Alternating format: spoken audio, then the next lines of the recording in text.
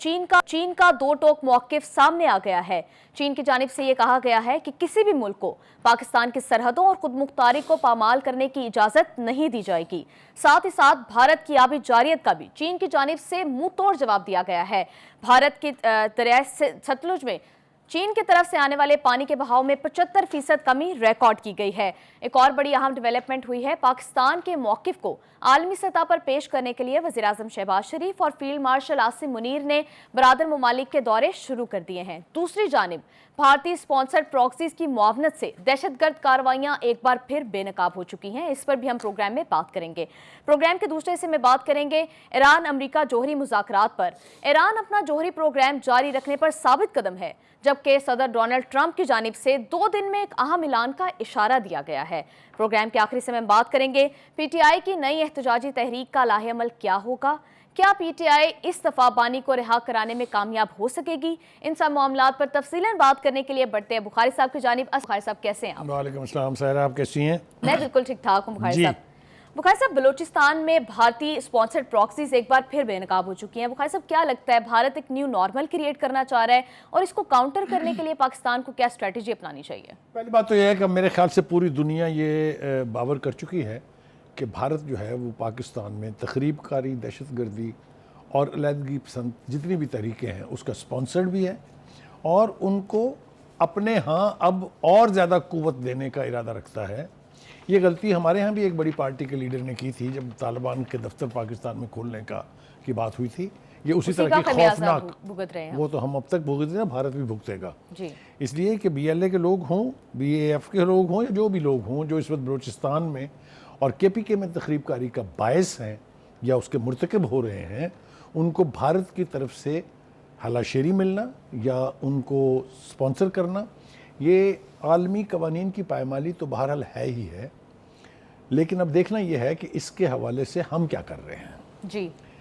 जो field marshal general Asim ने जो प्लान कौम के साथ शेयर किया है, जिस अज़्म का इजहार किया है उन्होंने, लगता यह है कि अब इनकी बारी आने वाली है सबकी। और अगर मैं कल की सिर्फ ऑपरेशन 3 जो हुए हैं KPK में, जिसके नतीजे में कोई दर्जन भर के करीब दहशतगर्द जो हैं वो जहन्नम वासिल हुए हैं, उसका जिक्र करूं तो आपको पता चलेगा कि अब चुन चुन के इन लोगों को, चाहे वो पहाड़ हैं, चाहे वो मैदान हैं, चाहे वो किसी के ठैये हैं, चाहे वो जो भी है, जहाँ जहाँ भी इनका वजूद मिलेगा वहाँ वहाँ अब इनके साथ कोई रियायत होने वाली नहीं है। जी। इनकी कमर टूट चुकी है और इनकी अब आखिरी कब्र खोदना बाकी है, वो तो हम करेंगे। लेकिन हिंदुस्तान क्या कर रहा है उसके बारे में दो एफर्ट्स हमारे सामने हैं। एक एफर्ट तो यह है कि वो जो डेलीगेशन बिलावल भुट्टो जरदारी की सरकर्दगी में दुनिया के अहम ममालिक का दौरा करेगा, उनका मकसद बुनियादी तौर पर इन प्रॉक्सीज़ को जिस तरीके से मोदी हुकूमत और मोदी रजीम जो है वो स्पॉन्सर कर रही है, जिस तरीके से RSS और BJP उनके आका व मौला बने हुए हैं, उनको एक्सपोज करना, ये एक बुनियादी मकसद है उनका। और मुझे उम्मीद है कि उस एतबार से अब तक हमारे जो मंदूब हैं परमानेंट वहाँ यूनाइटेड नेशन में, उन्होंने सिक्योरिटी काउंसिल हो चाहे जनरल असम्बली हो, वहाँ पाकिस्तान का केस भरपूर अंदाज से, और ख़ातून जो हैं कल जो बोलती थी, जो यानी नाबीना है, लेकिन उन्होंने जिस शिद्दत और शद्दोमत के साथ पाकिस्तान का केस जो है उसको प्रोजेक्ट किया है, वहाँ पर हिंदुस्तान का जो डेलीगेट था वो मुँह छुपाता फिर रहा था उस वक्त, कोई दो राय इसके बारे में नहीं है। और दूसरी एफर्ट जो है वो प्राइम मिनिस्टर साहब ने अपने हालिया दौरों के दौरान जो है वो है कि एक तो शुक्रिया अदा किया जाए उन तमाम ममालिक का जिन्होंने इंतहाई नाजुक लम्हे में पाकिस्तान का साथ दिया, जिसमें तुर्की से उन्होंने अपने सफ़र का आगाज़ किया। और इस वक्त वो जब हम गुफ्तगू कर रहे हैं तो वो तेहरान में हैं।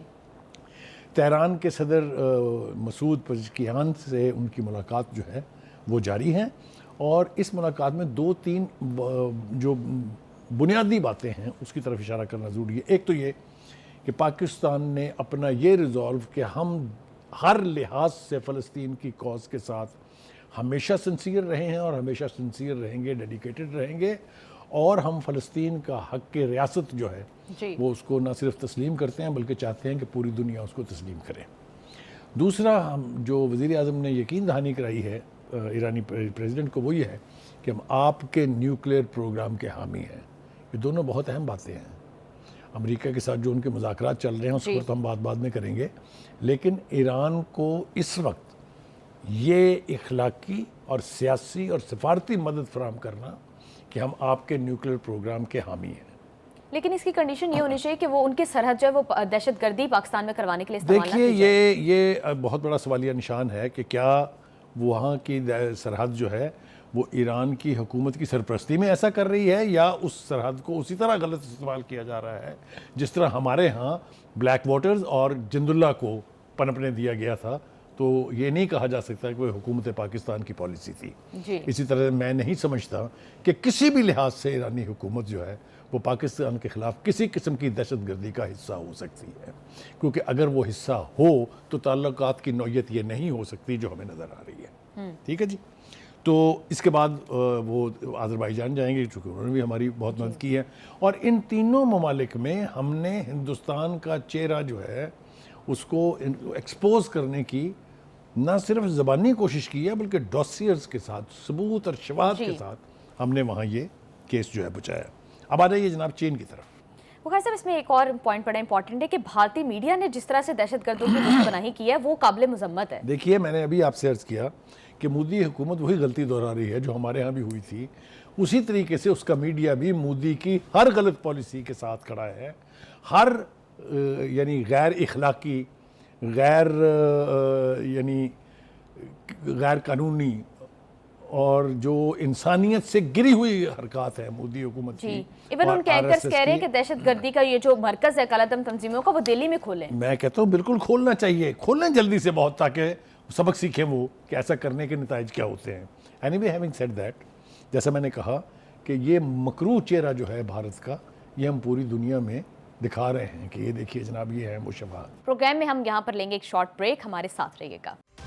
بخاری صاحب پاکستان کو دہشت گرد لیبل کرنے والا بھارت ابھی اس ٹائم پہ بی ایل اے کے ممبرز کو جیسے بہٹ بلوچ ہے ان کو بٹھا کر ہندوستان ٹائمز پر جو ہے وہ اس کو انٹرویو کر رہے ہیں. دیکھیے ہم متعدد بار یہ بات کر چکے ہیں کہ جو اجیت ڈوبل جو وہ ان کی قومی سلامتی کے مشیر ہیں ان کے نگرانی میں ڈسٹرائے سی پیک کا ایک سیل جو ہے وہ کام کر رہا ہے، اور اسی سیل کے جو کلبھوشن صاحب جو ہیں جن کو ہم نے رنگے ہاتھوں پکڑا ہوا ہے وہ اقبالی بیانات دے چکے ہیں. پوری دنیا کو ہم نے وہ دکھا دیے ہیں کہ یہ دیکھیے ایک serving officer of Indian navy جو را کا ایجنٹ کے طور پہ ایران میں بیٹھ کے پاکستان کے خلاف آپریشنز کر رہا تھا، اس کو ہم نے رنگے ہاتھوں پکڑا ہے.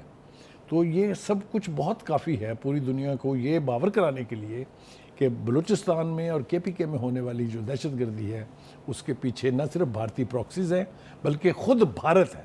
تو میں تو یہ نہیں سمجھتا کہ براہ راست الزام کیوں بھارت کے اوپر نہیں لگانا چاہیے. اور بخاری صاحب ابھی جو حالیہ پاک بھارت تنازع کے بعد جس طرح سے انڈین میڈیا نے کردار ادا کیا ہے اس کی عالمی سطح پر کافی مذمت کی گئی ہے، لیکن ابھی بھی انڈین میڈیا باز نہیں آ رہا. ابھی ریسنٹلی ایک پوڈ کاسٹ جرنلسٹ ہے پالکی شرما، انہوں نے تو یہ تک کہہ دیا کہ بلوچستان آزاد ہو گیا اور وہ ریکگنیشن مانگ رہے ہیں. دیکھیں گزارش یہ ہے کہ اگر تو بھارتی میڈیا کا ہم نے اس تفصیل کے ساتھ ذکر کرنا ہے تو اس کی ذلت پوری دنیا میں ہو چکی ہوئی ہے. پوری دنیا میں منہ چھپانے کے لیے جگہ نہیں مل رہی ہے ان کو. جس طریقے سے جنگ کے دوران بھارتی میڈیا نے بیہیو کیا وہ معافیاں خود مانگتے پھر رہے ہیں، اور ہندوستان کے اندر اتنی شدت کے ساتھ ان کی مذمت کی جا رہی ہے کہ میرا نہیں خیال کہ کچھ کہنے کی ضرورت باقی رہتی ہے. اب آ جائیے جناب چین کی طرف. دیکھیے چین ہمارا time tested all weather friend ہے، اور اس نے کوئی موقع ضائع نہیں کیا ہے جب یہ ثابت نہ کیا ہو کہ we are standing with Pakistan. ابھی بھی چین کی طرف سے یہ اعلان کہ پاکستان کی سلامتی کو بالکل جب بھی کبھی کوئی خطرہ لاحق ہوگا تو ہم ایک اسٹرانگ پارٹنر کے طور پہ، اسٹریٹجک پارٹنر کے طور پر ساتھ کھڑے ہوں گے. بہت امپورٹنٹ یہ بہت امپورٹنٹ سٹیٹمنٹ ہے. میرے خیال سے اس سے بھارت کو بھی سمجھ آ جانی چاہیے کہ جو کچھ ان کے ساتھ ہوا ہے اس جنگ میں یہ تو اس کو کہتے ہیں ٹریلر، ابھی پوری پکچر باقی ہے. اینی اس کے کچھ ریفلیکشنز جو ہیں وہ ہم اپنے ناظرین کے ساتھ شیئر کرتے ہیں کہ کیسے چائنا ہمارے ساتھ مدد کرتا ہے جب بھی کوئی کڑا وقت پاکستان پہ آتا ہے. بھارت کی طرف سے یہ دھمکی کہ ہم آپ کا پانی بند کر دیں گے، اس کا جواب ہم نے تو جو دیا سو دیا. ہم نے کہا it's an act of war, you try it and we will destroy every effort that you will make, we will destroy your dams and everything. کوئی پوشیدہ ڈپلومیٹک الفاظ نہیں ہیں یہ، یہ بالکل واشگاف الفاظ میں کھلا میسج ہے. اب ہم ایک بات کہی گئی تھی اس وقت تو چونکہ جنگ چل رہی تھی اس لیے اس کی اہمیت کا اندازہ نہیں ہو سکا. اس وقت بھی ایک چائنا کے جو وار کے ایکسپرٹس ہیں، جو دفاعی ایکسپرٹ ہیں انہوں نے کہا تھا کہ اگر بھارت پانی روکے گا تو یہ پہلا اور آخری فیصلہ نہیں ہوگا، پھر جہاں جہاں سے جو دریا نکلتے ہیں ان کا پانی بھی روک دیا جائے گا. مجھے یاد ہے سابقہ شوز میں آپ نے بڑے اچھے سے اس سارے کا خاکہ کھینچا تھا. اس پروگرام میں ہم نے نام لیا تھا دریائے برہم پترا کا. جی بالکل. جو بہت بڑا دریا ہے بھارت کا، بہت بڑا پانی آتا ہے چین سے. لیکن چین کہتے ہیں نا کہ ہمیشہ برق رفتاری سے فیصلے کرتا ہے. وہ ابھی تو ہم برہم پترا کی بات کر رہے تھے، انہوں نے ستلج میں پانی روک بھی دیا ہے ان کا. تو بھارت میں چیخیں نکل رہی ہیں، آپ نے دیکھا ہے کس قدر چیخ اور چگاڑ ہو رہی ہے اس کے اوپر کہ دیکھیے جی پانی ڈوب مرنا چاہیے. انہیں منافقت کی یہ دوگلی پالیسی کرتے ہوئے کہ ایک طرف پاکستان کو دھمکی دے رہے ہیں پانی بند کرنے کی اور دوسری طرف چلا رہے ہیں اور پیٹ رہے ہیں، رو رہے ہیں کہ چین نے پانی بند کر دیا ہے. جی جیسا میں نے کہا this is just about a warning shot. جی اگر if India will dare to stop our water تو جو قیمت اس کو ادا کرنی پڑے گی وہ پھر اس کے عوام بھی دیکھیں گے اور پوری دنیا بھی یہ تماشا دیکھے گی.